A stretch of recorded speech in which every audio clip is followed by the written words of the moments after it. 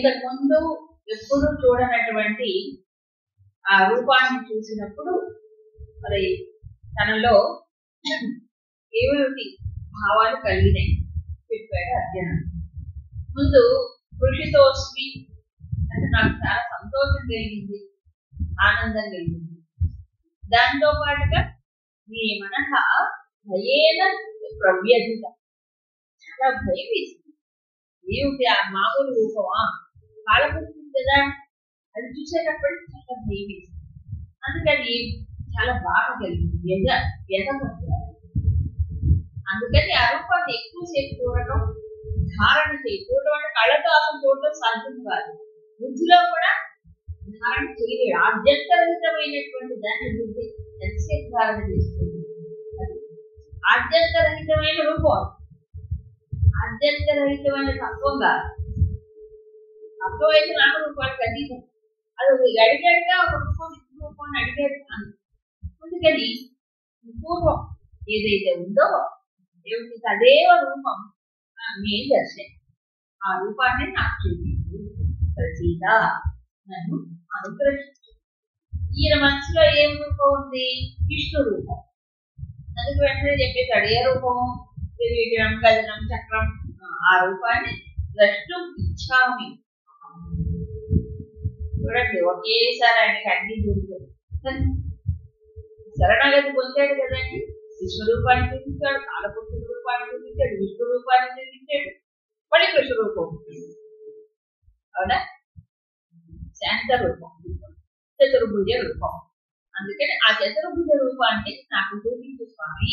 నువ్వు సహస్రబాహుడే కానీ నాకు 4 భుజాల రూపమే చూపించు. ఆ రూపం చూడడం ఇష్టం, అంటే దర్శించడం, నిలుపుకోవడం, ధారణ చేయడం కష్టం అని అడగగానే కృష్ణుడు వెంటనే అలాగే ఇప్పుడు ఈ రూపం ఏదైతే ఉందో దుర్దర్శనం, ఎవరికి సాధ్యం కాదు. కానీ మయా ప్రసన్నేన, నా యొక్క అనుగ్రహం చేత నువ్వు దీన్ని చూడగలిగావు.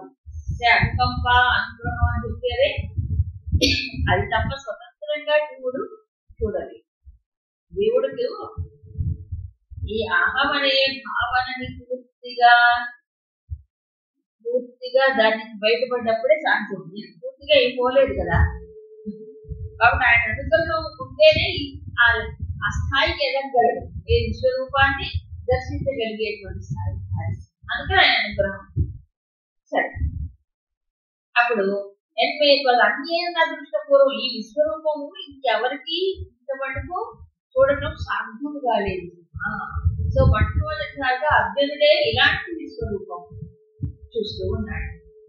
ఈ రూపము చూడటానికి మరి ఏ రకమైన కర్మ కూడా సరిపోదు. ఏ కర్మ అంటే వేదాధ్యయనం, యజ్ఞాలు చేయడం, దానాలు, తపస్సులు, ఇవన్నీ కూడా ఇంతవరకే. కానీ విశ్వరూపాన్ని దర్శించడం, భావించడం సాధ్యం కాదు. సరే, అందుకని మళ్ళీ రెండోసారి మానవ లోకంలో అన్యేన, నీకంటే వేరైనటువంటి వాళ్ళు ఎవరు ఈ రూపాన్ని వాళ్ళు చూడలేదు, చూడటం కర్మలతో సాధ్యం కాదు. సరే, నీకు ఆ అనుగ్రహం కలిగింది కానీ బాధపడదు. విమూఢ భావం, విమూఢ భావం అంటే తెలియకుండానే ఏమైపోయింది, బుద్ధి అయిపోయింది, శబ్దం వచ్చేది. అందుకని ఎందుకని ఇది ఘోర రూపం కదా, అందుకని కాబట్టి బాధపడకు, వ్యర్థ చెందకు, స్తబ్దతగా అలా అవ్వద్దు అని చెప్పి ఇదిగో నా రూపం ఇక్కడే చూపిస్తాను చూడు ప్రపస్య అని చక్కగా మళ్ళీ చెక్కు చక్కెర కదా భారీ అయినటువంటి విష్ణు రూపాన్ని చూపించాడు. చూపించిన తర్వాత అప్పుడు భగవంతుడు మళ్ళీ చెప్తున్నాడు ఏమని, సుదూర్దర్శమిదం రూపం. ఇప్పుడు ఈ రూపాన్ని చూపించాడు అనేది సంజయుడు చెప్పాడు. సంజయుడు కూడా మళ్ళీ విష్ణు రూపాన్ని చూసినట్టేగా అక్కడ విష్ణు రూపాన్ని సంజయుడు కూడా చూశాడు. చూసి ఆ తర్వాత నెమ్మదిగా ఆశ్వాసయామ, అంటే ఇంకా ఆ బిరుదు తగ్గలేదు అర్జునుడికి, ఆ భయం తగ్గలే, అందుకే అన్నాడు. అందుకని విహితం ఏనం ఆశ్వాసయామ అంటే భయపడినటువంటి అర్జునుడిని బుజ్జగించి చక్కగా భయం కలిగించి నిర్భీచే ఆ భయాన్ని కలిగి చక్కగా మామూలు రూపాన్ని చూపించాడు. కృష్ణుడి రూపాన్ని చూడగానే భయం ఎక్కడ ఉంటుంది? ఉండదుగా. అప్పుడు మళ్ళీ మామూలు రూపానికి వచ్చిన తర్వాత అప్పుడు అర్జునుడు ఏమయ్యాడు? ఆయన ప్రసన్నుడైపోయాడు. అర్జునుడు కూడా మనసు చాలా సంతోషించింది. ఏమన్నాడు? ప్రకృతి దశకేహ యథార్థ స్థితికి వచ్చింది మనస్సు. అంటే ఇంతకుముందు ఏదైతే యుద్ధరంగంలో కొద్ది నిలబడ్డాడు, భగవంతుడి యొక్క భగవద్గీత బోధన చెప్తున్నాడు కదా, ఆ స్థితికి వచ్చేసి మనస్సు బుద్ధి రెండు కూడా. ఇప్పుడు శ్రీకృష్ణుడు మళ్ళీ చెప్పాడు భగవంతుడు, ఆయన మళ్ళీ ఈ రూపం ఏదైతే నువ్వు చూసావో దేవతలు కూడా చూడలేరు. వాడు కోరుకున్నా వాళ్ళకి ఇది లభ్యము కాదు. ఏది? విశ్వరూపం. నారాయణ స్వరూపమే చూడలేరు వాళ్ళు. విశ్వరూపం ఎక్కడ చూస్తారు? కాబట్టి వేద యజ్ఞ తపస్సుల ద్వారా ఈ రూపం చూడడం సాధ్యం కాదు. అది నీకు సాధ్యమైంది సుమా అని అర్జునుడిని కాస్త ఉత్సాహపరుస్తుంది. ఇంతకీ విశ్వరూపం అనేది అర్జునుడికి ఎందుకు లభించింది అంటే, భగవంతుడు ఇప్పుడు నిమిత్త మాత్రం భవ అంటే అర్జునుడు నిమిత్త మాత్రంగా చేసుకోదలుచుకున్నాడు. నిమిత్త మాత్రంగా చేసుకోవాలంటే అర్జునుడికి ఉండే మెంటల్ బ్లాక్స్ అంటే మానసికంగా కొన్ని సవాళ్ళు ఉన్నాయి. ఏమిటవి? బాధిస్తున్నాయి అంటే ముందుకు వెళ్ళనివ్వట్లేదు. ఏమిటవి అంటే మోహం. నావాడు నావాడు నావాడు నేను చెప్పేస్తున్నాను కదా, నాకు పాపం వస్తుంది కదా, అవన్నీ ఇవన్నీ బ్లాక్స్ అడ్డం ఉన్నాయి. కాబట్టి ఈ లోక కళ్యాణకరమైనటువంటి ఈ దుష్ట శిక్షణ అనే దాంట్లో ఇతను పరికరంగా ఉపయోగపడడానికి ఏవైతే అడ్డం వస్తున్నాయో దాన్ని తొలగించబోయే ఇక్కడ ప్రధాన లక్ష్యం. అందుకని ప్రత్యేకంగా ఈ రూపాన్ని చూపించి మరి ఇవన్నీ నాలో ఉన్నాయి, నేను వాళ్ళతో లేను అని 9వ అధ్యాయంలో చెప్పాడు. గుర్తుందా? చెప్పాడు కదా, అవన్నీ నాలో ఉన్నాయి. ఏవి? ఈ విభూతుల్లో ఏవైతే చెప్పాడో అవన్నీ. అందుకని అక్కడ అవే విశ్వరూపంగా చూపించాడు. సో చరాచరం అంతా కనిపించిందిగా, ఏ చిన్న చిన్న ప్రాణం కూడా కనిపించింది. చూశాడు. చూసిన తర్వాత మారిపోయింది. విశ్వరూపం. ఓహో, ఇది అంత అత్యంతమైనటువంటి ఈయనలో విశ్వంలో ఒక మూల ఉంటే వీళ్ళందరూ ఎవరు? వీళ్ళందరూ ఇసుకరైనప్పుడు కూడా కాదు. కాబట్టి ఎంతటి వాళ్ళు? కాబట్టి ఏమైపోయింది? ఆ రకంగా తాను అల్పాది అల్పాది అల్పాది అల్పంది అనుకున్నప్పుడు అహంకారం ఏమైపోతుంది? అక్కడ మాయమైపోయింది. అప్పుడు మళ్ళీ తిరిగి స్వరూపం స్థితికి వచ్చాడు. అప్పుడే ఈ రూపం ఏదైతే విశ్వరూపం ఉందో, ఏది అన్ని తనలో ఇముడ్చుకున్నటువంటి రూపం, ఆ రూపము మరి ఎలా లభిస్తుంది ఎవరికి? ఇప్పుడు మార్గం చెప్తుంది. అర్జునుడికి అయితే భగవద్ అనుగ్రహంతో లభించింది. మరి మిగతా వాళ్ళకి కూడా భగవద్ అనుగ్రహమే కావాలి. అనుగ్రహం ఎలా పొందాలి? భక్త్యాకు అనన్యయ శక్య అహం ఏవం విధ అంటే ఈ విశ్వరూప ప్రకారంగా సర్వము తానైనటువంటి ఆ విశ్వరూపం అనేది మరి ఎవరికి సాధ్యం అవుతుంది అంటే అనన్యమైన భక్తి. అనన్యమైన భక్తి చేయాలి. ఈ అనన్య భక్తి ఇంతకు చెప్పాడు, అనన్య చింతన అని చెప్పాడు కదా, అది 9వ అధ్యాయంలో చెప్పాడు. ఇప్పుడు అనన్య భక్తితో సాధ్యం.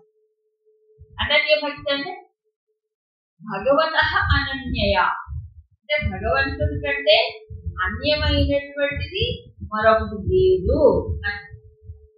అదే అన్యత్ర పృథక్ కదాచిదపి భవతి అంటే భగవంతుడి కంటే అన్యముగా ఒకటి కూడా లేదు అనేది ఆయన బాగా కనిపిస్తుంది.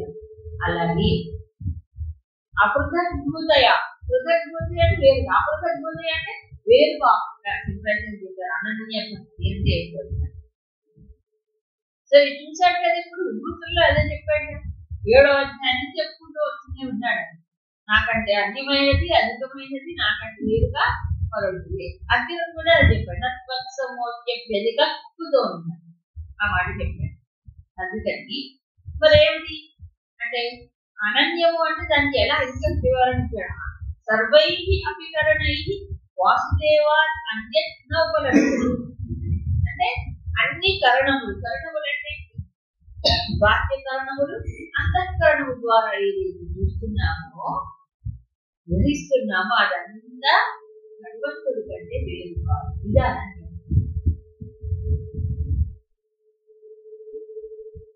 ఇది కొంచెం వివరంగా చెప్తారు. మామూలు అనన్యత్వం ఇంకో చెప్తారు. ఏమిటి అనన్యత్వం? అన్యాశ్రయాణం త్యాగ అనన్యం. భగవంతుడి కంటే అన్యము లేదనేటువంటి భావన. దాన్ని ఎలా ఎక్స్ప్లెయిన్ చేశారు? మామూలుగా ఈ అంతఃకరణం బహిష్కరణములే కదా మన ప్రపంచాన్ని చూపించే పదింద్రియాలు మనసు అంతఃకరణం. వీటి ద్వారా అన్ని లోపల చూస్తారు, ఈ బయటకు. సో ఇవన్నీ కూడా భగవంతుడితో నిండినవే. భగవంతుడి కంటే అన్ని. ఈ అంతఃకరణంలో ఏముంది? మనసు, బుద్ధి, చిత్తం, అహంకారం కూడా ఉంది. మరి అదేమైంది? అది కూడా ఆయనది. ఆయన అపరాప్రకృతి. ఈ పరాప్రకృతి మొత్తం జగత్తుకి ఆధారం. ఇక ఉన్నదేముంది? అవునా? ఇది అబద్ధ అనన్య భావన. అందుకే ఎత్ర ఎత్ర మనోయాతి, మనస్సు ఎక్కడికెక్కడికి వెళ్తుందో అక్కడంతా ఏమన్నాడు? భగవద్భావన ఉంచమన్నాడు. ఇది భక్తి. ఇంతకుముందు చెప్పాడు యతో యతో నిశ్చరతి మనశ్చంచలమస్థిరం తతస్తతః నియమ్యైతదు ఆత్మన్యేవ వశం నయ్యేది అన్నాడు. ఎక్కడెక్కడికైతే మనసు వెళ్తుందో అక్కడ తీసుకొచ్చి అక్కడ ఆత్మవశంలో పెట్టు అన్నాడు. తీసుకురావడం ఎన్నిసార్లు పడి తీసుకురావాలి. అవునా కదా? ఇక్కడ దాన్ని ఇంకొంచెం టెక్నిక్ వెళ్ళిన తర్వాత మనసు వెళ్తుంది అనుకోండి, ఇంద్రియాల ద్వారా వాటి ద్వారా వెళ్ళినప్పుడు వాడు వెనక్కి రమ్మంటే రాదు కదా. దాన్ని అక్కడే ఉంచు, కానీ అక్కడ భగవంతుడు ఉన్నాడు భయం. స్ట్రగుల్ లేదు. అవునా? అవునా కదా? నువ్వు మనసు అక్కడికి వెళ్ళి దృశ్యాన్ని తీసుకుంటే భగవంతుడు, ఆ దృశ్య రూపంలో భగవంతుడు, ఆ వృక్ష రూపంలో ఉంది భగవంతుడు, ఈ వ్యక్తి రూపంలో ఉంది భగవంతుడు. స్ట్రగుల్ అంతా పోలే. అది ఏదైనా కావచ్చు, అంత గొప్పదైనా కావచ్చు. అందుకే చూడండి, బ్రహ్మాండ ఈశం కమలాసనస్థం ఋషిష్ట ఉరకాన్ని కూడా చూడండి. దానికి ఏముంటాయి? ఆవులు ఉన్నాయి, బ్రహ్మదేవుడు ఉన్నాడు. విషయం కదా. కాబట్టి నికృష్టం ఉత్కృష్టం అన్నీ ఉంటాయి. విశ్వమే దాన్ని అయినప్పుడు ఇక ఏముంది? ఆయన కాక వేరే ఏముంది? సో ఒక్కసారి బుద్ధి ఏమైపోతున్నప్పుడు ఇది అనన్యం. ఇది అప్పుడు సో సర్వేంద్రియముల ద్వారా అంతఃకరణం ద్వారా గ్రహించేది అదంతా భగవంతుడి కంటే వేరు కాదు. పృథక్ అన్యత్, ఏ కొంచెం కూడా లేదు. ధనిక అని చెప్పాడు కదా. ఏమంటారు? సూత్రయమణిగణ చెప్పాడు. మత పరతరపునాన్ని కించిదస్తి అని చెప్పాడు. అప్పుడు ఈ అనన్య భక్తి రావాలంటే ఏం చేయాలంటే దానికి అభ్యాసం చేయాలి. ఇది జ్ఞానంతో కూడుకున్న భక్తి. అంతేగాని కేవలం సగుణ సాకార భక్తి అయితే ఈ దృష్టి కలగదు. అప్పుడు ఎలా జ్ఞానం అంటే ముందే చేయాలి, తెలుసుకోవాలి. ఎలా తెలుసుకోవాలి? శాస్త్రం ద్వారా. శాస్త్రం చక్కగా శ్రవణం చేయడం ద్వారా తెలుసుకోవాలి. ఇది అని తర్వాత తత్వేన దృష్టి యథార్థంగా చూడాలి. యథార్థంగా ఎలా చూస్తాడు? ఎన్ని విన్నా ఎంత విన్నా లోపల దృష్టి మారాలి. దృష్టి మారాలంటే ఏం చేయాలి? బాగా దాన్ని అన్నం బాగా నవ్వి మింగినట్లుగా మననం స్వాధ్యాయం ద్వారా మననం ద్వారా మనదిగా చేసుకోవాలి. ఎప్పుడైతే మనదిగా చేసుకుంటామో శాస్త్ర దృష్టి తన దృష్టి అయినప్పుడు అప్పుడు ఏమవుతుంది? అది నిజమైన మనం. శాస్త్ర దృష్టిని తన దృష్టిగా మలుచుకోవాలి. అదే కదా మననం అంటే. మరి ఇంకేంటి మనం? అది శాస్త్రంలో కాదది, మన దృష్టిగా మారుతుంది. అంటే మనదిగా చేసుకోవడం జ్ఞానం అంటే అది. అప్పుడే ఏమవుతుంది, తర్వాత నిధిధ్యాసనంలో ఏమవుతున్నాడు, ఏ లక్ష్యం అయితే తను పొందాలనుకున్నాడో ఆ లక్ష్యము తనకంటే తెలియదు. అవును, ఆ పరమాత్మ అన్ని దాటేది. నేను వేరుగా ఎక్కడ ఉన్నాను, వేరుగా ఉండే అవకాశం లేదు కదా, లేదని ఆయనే చెప్పాడు కదా. అప్పుడు ఏమై ఉండాలి, ఆయనే నేనై ఉండాలి, వేరట్టు. సో అద్వైత భావనలోనే భక్తి పరిపూర్ణం అవుతుంది, వేరుగా ఉంటాడు. సో ఇలా ఈ స్థాయికి రావాలంటే దీనికి అజ్ఞానం మొదలు పెట్టాలి, మళ్ళీ శ్రీకారం చెప్తారు. ఎందుకంటే శ్రవణం వల్ల కానీ మననం వల్ల కానీ జ్ఞానం నిలవాలంటే దానికి ఈ బుద్ధి ఏమవ్వాలి, అసలు కూర్చోవాలి, శుద్ధం అవ్వాలి. ఈ బుద్ధిలో ఉండే పరుగులు ఏమిటంటారు, తాపత్రయాలు, అవి తగ్గిపోవాలి. ఇంకోదు అవి తగ్గాలంటే ఏం చేయాలి, దానికి ముందు శిక్షణ. అందుకే చెప్పారు 55వ మత్కర్మ కృన్మత్పరమః మద్భక్తః సంగవర్జితః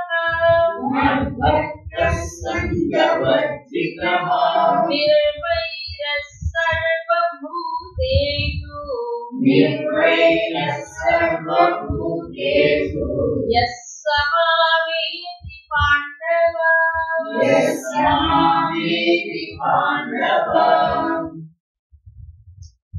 ఇక్కడ 5 విషయాలు చెప్పాడు భగవాన్. యహ ఎవరైతే మత్ కర్మకృత్ మత్ పరమః మద్భక్తః సంగవర్జితః సర్వభూతేషు నిర్వైరః సహ మాయేతి. యహ ఎవరైతే మత్ కర్మకృత్ అంటే ఎవరైతే కర్మలన్నీ కూడా నాకు సమర్పణ చేసి చేస్తున్నారో, కర్మ ఫల సమర్పణ కాదు, కర్మలే సమర్పణ చేయదు. కర్మ ఫలం సమర్పణ చేయడు, కర్మే సమర్పణ చేయడు. కర్మ సమర్పణ అంటే దీనికి ఆటోమేటిక్ గా కర్తృత్వ భావన వస్తుంది. అది కూడా కావాలి. తర్వాత మత్పరమః, నన్నే లక్ష్యంగా పెట్టుకొని ఉండాలి. కేవలం కర్మల్ని చేయడం కాదు, కర్మల సమర్పణే కాదు, కర్మల సమర్పిస్తున్నాను వేడుగా ఉంటాడు. ఆ డిఫరెన్స్ అంటే నేను భిన్నం వేరుగా ఉన్నాను అనుకోవాలంటే ఏం చేయాలి, మత్పరమః. ఎందుకు చేస్తున్నావు ఇవన్నీ, ఎందుకు చేయాలి, నన్నే లక్ష్యంగా పెట్టుకోండి. నన్నే లక్ష్యంగా, ఇంకేదో లక్ష్యంగా పెట్టుకొని కర్మలు చేయటం కాదు, అది అందరూ చేస్తారు. అవునా, ఏదో పొందాలని ఏదో చెయ్యాలని అవన్నీ మళ్ళీ ఏముంది అర్థమైన సంచార కోసం వెతుకుంటుంది మనసు. ఎందుకు చేస్తున్నాను ఇది, లోపల వాసన క్షయం కావాలి, భగవంతుడికి దగ్గర అవ్వాలి, వాసన క్షయం అయ్యి, అంతే కదా. లక్ష్యం నేనే అయి ఉండాలి. ఏ కర్మలు చేసినా లక్ష్యం ఒకటే, ఫైనల్ గోల్. అలా ఉండాలంటే మద్భక్త ఏముండాలి, నా యందు భక్తి కావాలి, నాకు భక్తి కావాలి. ఎలాంటి భక్తులు, ఇక్కడ శంకరులు చెప్పారు, మామేవ సర్వప్రకారై సర్వాత్మన సర్వోత్సాహేన భజతే. ఈ నన్నే లక్ష్యంగా పెట్టుకొని కర్మలు చేయాలన్నాను కదా, అలా చేయగలగాలంటే మనకు భక్తి కావాలి. ఎలాంటి భక్తి, సర్వాత్మన సర్వప్రకారై అంటే అన్ని విధములుగా, అంటే మనసుతో ఇంద్రియములతో భాగవతం ఇది బాగా దర్శించుకుంటున్నాను. భాగవతంలో చాలా చోట్ల చెప్పాడు, శ్రీనాథు నర్చించు కమలాక్షి నర్చించు కరములు శ్రీనాథు నర్చించు జిహ్వ. ఇవన్నీ భాగవతంలో చూపించారు. భక్తి అంటే ఈ ఇంద్రియముల ద్వారా ఏది చేసినా అది భగవంతుడిపై లేదు. ఇదే మనం శంకరుడు మానసిక పూజలో చెప్పాడు, యద్యత్కల్ప కరోమి దత్తదక్షిణం శంభో తవార అదే చెప్పాడు. కాబట్టి సర్వప్రకారైన అన్ని విధాలుగా సర్వాత్మన పరిపూర్ణంగా అది చేసేటప్పుడు ఉత్సాహేన, ఎందుకో ఇక్కడ సర్వోత్సాహేన అంటారు. ఉత్సాహం ఇది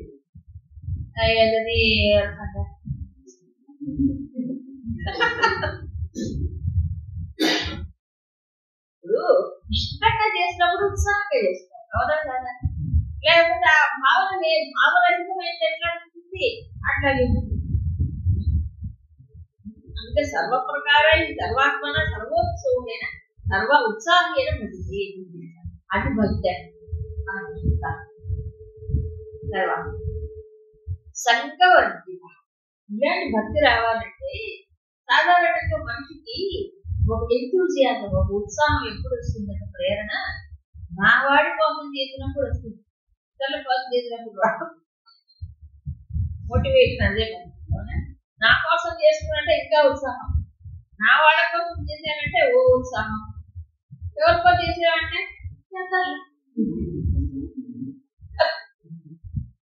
ఉండదు, ఉంటుందా? అందుకు సర్వోత్సాహి అని చెప్పాను ఇంకా, అది భావంలో వస్తుంది. కాబట్టి అది రావాలి అంటే సర్వాత్మ సర్వప్రకారై సర్వ ఉత్సాహైన అలా ఆ దృష్టితో సేవిస్తాడు అన్నప్పుడు అది రావాలంటే ఏం చేయాలి? సంఘవర్జిత, ఈ సంఘం పోవాలి. సంఘం అంటే ఏంటి? అతుక్కుపోవడం, విషయాలతో వ్యక్తులతో అతుక్కుపోవడం కదా. మమకారం మోహం అది ఏమిటి సంఘం? వేడితో సంఘం శంకరుడు బాగా చెప్తారు. ధన మిత్ర పుత్ర కళత్ర బంధ్వాదు ఇవన్నీ మన ఈగలు పేగులు ఇవన్నీ తగులుకుంటాడు కదా మనకి, అవునా?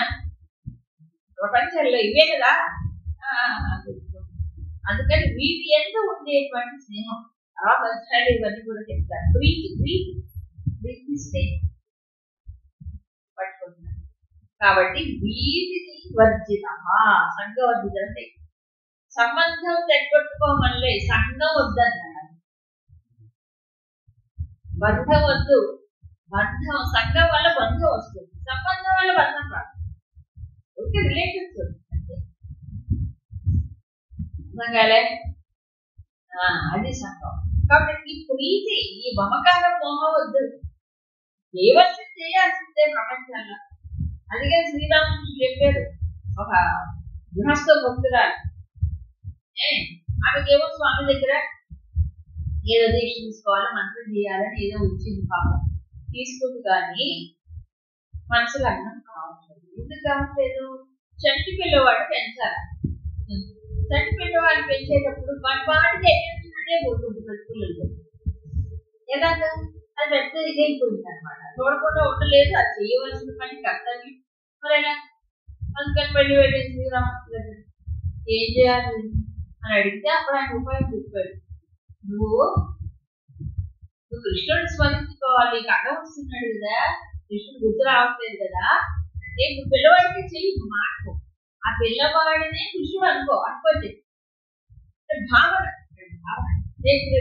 పిల్లవాడి కృష్ణుడు కాదు, కృష్ణుడికి చేస్తున్నాను అనుకుంటుంది. ఏది చేసినా కృష్ణుడికి. విచిత్రం ఏంటంటే ఈ మాటలో దాన్ని తీసుకుంటారు కొంతమంది. నా మనవాడే కృష్ణుడు అనుకుంటారు. అది కాదు, అమ్మో మోసం అండి, మధ్య మోసం మనసు అంటే వాళ్ళందరికీ కొట్టి కృష్ణుడే. కృష్ణుడే లీలో చేశాను అది కదా. అది మనసు భలే మోసం. వీడు కృష్ణుడు కాదు, మరేమిటి? కృష్ణుడికి చేస్తున్నాను అనుకోండి, అప్పుడు కృష్ణుడికి వెళ్తాం. ఇప్పుడు సంఘం అంటే సంఘం ఎప్పుడు పోతుంది? ఎక్కడ చేసినా, ఎవరు చేసినా, ఏం చేసినా అది భగవంతుడి. అది భగవంతుడితో అన్నప్పుడు అది సంఘం పోతుంది. సో అప్పుడు భగవంతుడితో సంబంధం పెట్టుకున్నప్పుడు ఈ బంధాలన్నీ పోతుంది. ఈ బంధాలు పోవు. అస్సలు పోవు. ఈ బంధాలు పోవాలంటే భగవంతుడితో సంబంధం పెట్టు, భగవంతుడి అయితే ప్రీతి కలిగి ఉంటాయి, భగవంతుడితో స్నేహం ఉంటాయి. అది అప్పుడు ఇవ్వబోతుంది. ఇది పట్టిష్టమైంది, ఇవి లూజ్ అవుతుంది, లేదా ఇవి పట్టు పీటుకుంటారు. తర్వాత నిర్వైర సర్వభూతి, ఇదో నెగిటివ్. ఎలాగైతే మమకారము, ప్రీతి, మోహం కట్టుబడిస్తుందో ఈ నెగిటివ్ ఇవి అంటే వైరభావం, చిత్రభావం, ఇతరుల ఎడల అది కూడా మానవుని ఇంకో రకంగా గట్టిపడేస్తుంది. పాజిటివ్ నెగిటివ్ రెండు గట్టిపడేస్తుంది. మరి వైరభావం ఎవరి ఎడల? సర్వభూతేషు. ఎవరి ఎంత వైరం, శత్రుభావన ఉన్నా మనసు ఏమవుతుంది? అక్కడ డిస్టర్బ్ అయిపోతుంది. అందుకని శంకర్లు ఏం చెప్పారంటే ఇక్కడ అత్యంత అపకార ప్రవృత్తేష్వపి శత్రుభావం ఇంకా వాడు అంటే ఎంత అపకారం చేసే ప్రవృత్తి కలిగిన వాడైనప్పటికీ వాడు వాళ్ళే ఉండొచ్చు అపకారం చేసే ప్రవృత్తి, నీకు వైరం ఉంటుంది. అది వాళ్ళే ఉంటే అది వాళ్ళ దోషం కలిగింది అంతేగా. వాడు అపకారం చేసి ఎట్లాంటి అదే మరి నిజంగా చెయ్యాలని ఉంటే జరగాల్సింది జరిగిపోతుంది. ఇంకోటి ఆయన ఉన్నాడు కదా, నువ్వు ఆయన పట్టుకో, అపకారం జరుగుతుందో లేదా ఆయన పట్టుకుంటే ఆయన చూసుకుంటాడు కదా. ఆయన సర్వాత్మన ఆశ్రయించాలన్నాడు కదా, అనన్యముగా చెప్పాడు కదా. మరి భక్త అన్నాడు కదా, అప్పుడు ఆయనే ఆశ్రయించినప్పుడు వాడిలో కూడా ఆయన పనిచేస్తాడు. వాడు మాత్రం నేను ఏదో రకంగా భగవంతుడు రక్షిస్తాడు. మరి ఇంతమందిని రక్షించాడా లేదా? మరి నువ్వు భగవంతుడిని చూసుకో, భగవంతుడు ఏదో రూపంలో రక్షిస్తాడు. అందుకు సరే ఈ ప్రకారంగా 5 చెప్పాడు. మత్కర్మకృతు అంటే కర్మలు నా కోసం చేస్తున్నాను, నాకు సమర్పణ చేస్తున్నాను. కర్మ సమర్పణ అంటే కర్మఫల సమర్పణ కూడా ఇంక్లూడెడ్. మరి ప్రత్యేకంగా చెప్పక్కర్లేదు, ఇక్కడ చిన్నప్పుడే చెప్పాడు 3వ అధ్యాయం. కర్మఫల సమర్పణ మొదటి పెట్టే ఉన్నాయి కదా. కాబట్టి కర్తృత్వం కూడా అక్కడ ఉంది. అయితే ఎందుకు దేనికోసం ఇదంతా? మత్కర్మ ఆయన లక్ష్యంగా ఉండాలి, అప్పుడు కానీ ఇది పరిపూర్ణం కాదు. తర్వాత భక్తి కూడా కాదు. అంటే అన్ని ఇంద్రియములను అంతఃకరణ మొత్తం కూడా భగవంతుడిగా భావన చేయాలి. విషయం ఎక్కడెక్కడికి వెళ్ళిపోతుందో అనుభవిస్తుంది. ఇది బాగా దృఢం కావాలంటే భక్తి సంఘభావంతో, సంఘభావంలో కొంత విచారణ కావాలి. జ్ఞానయోగం, ఏమిటి సంఘం? సంఘం ఎందుకు వస్తుంది? ఈ ఉపాధులు తాదాత్మ్యంతో సంఘం వస్తుంది, అవునా కదా?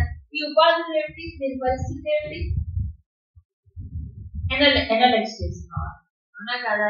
ఇవన్నీ పంచభూతాలు పంచకర్మాటులే కదా ఉపాధులు, వాటి యొక్క మార్పులు వికారములే కదా, అవునా కదా? మరి పంచభూతాలు మనం ఏం మోహించట్లేదే, అది నేను అనుకోవట్లేదు. పంచకర్మాటులు నేను అనుకుంటావా?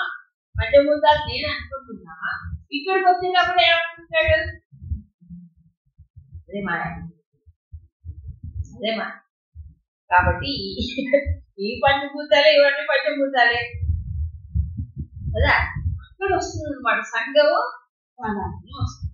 అందుకు దీనికి స్థాయి జ్ఞానం విచారణ సంఘవర్ధిత. తర్వాత వైరము కూడా అంతే.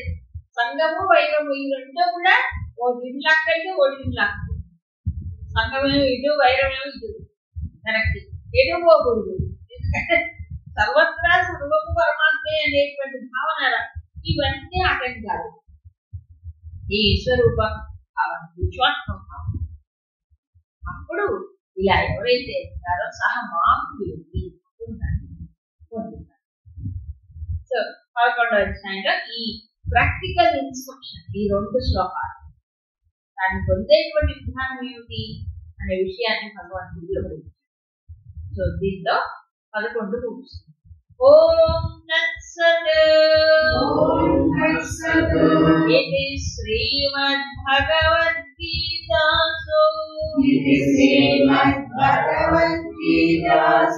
ఉపనిషత్సు బ్రహ్మ విద్యాయాం యోగశాస్త్రే శ్రీకృష్ణార్జున సంవాదే విశ్వరూప సందర్శన